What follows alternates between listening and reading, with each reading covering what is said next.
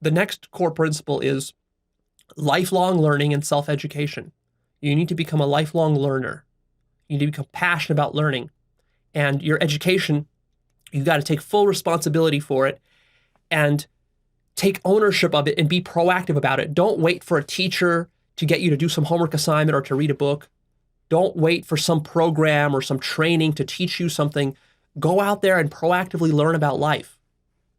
And the reason this principle is so paramount is because when you're born, you have no information about the world. You don't know how the world works or what it is or what you're doing here. So you got to start to learn. And this process of learning will continue for the rest of your life. It's not just school. It's not just university. In fact, all of that was just the beginning of your entire educational career, which only really takes off after you graduate university. So, of course, this means reading lots of books. You should expect to read 100 or 200 books over the next 5 or 10 years.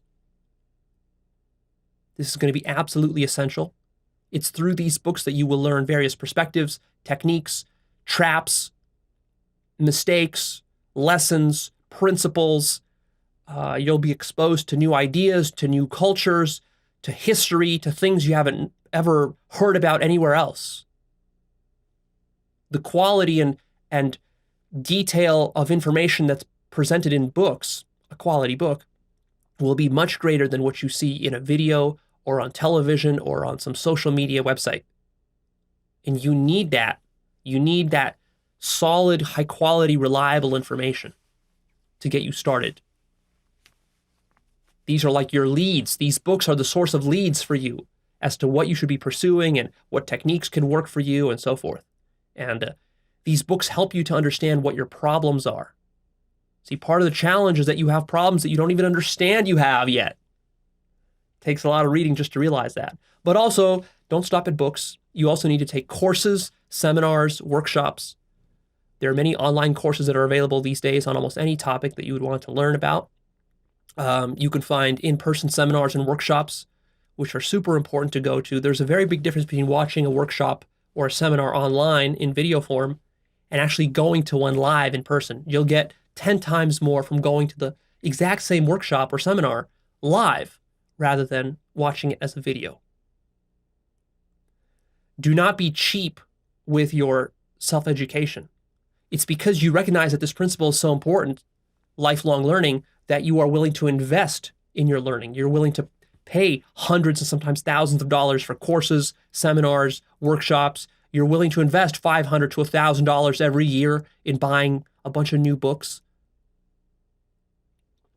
And an additional point about this lifelong learning, we're still talking about just this one principle of lifelong learning, is you need to develop a system for taking notes and for organizing all of this stuff that you're going to be researching and learning.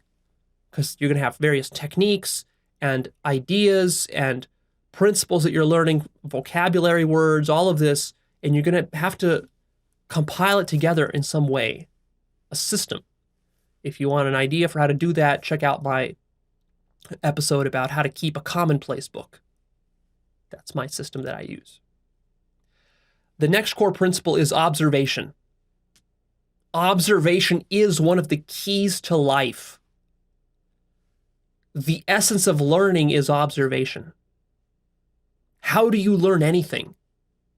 By observing it for a long period of time, very patiently, very methodically, over and over and over again. The power of observation is enormous, way more than anyone would ever imagine, which is why you can spend years and decades doing very careful and painstaking observation.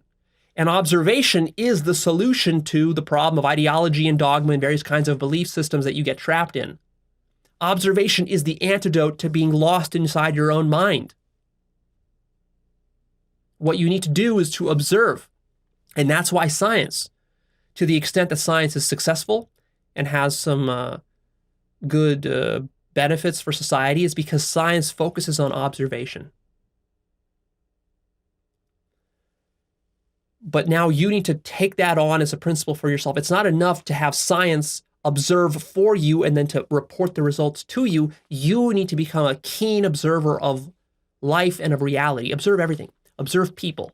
Observe animals. Observe nature. Observe trees. Observe your own behaviors. Observe your own thinking process. Observe your motivations, your fears. Observe your problems and neuroses. Observe when you suffer. Observe when you're in pain. Observe when you're happy. Observe what makes you motivated. Observe what makes you depressed.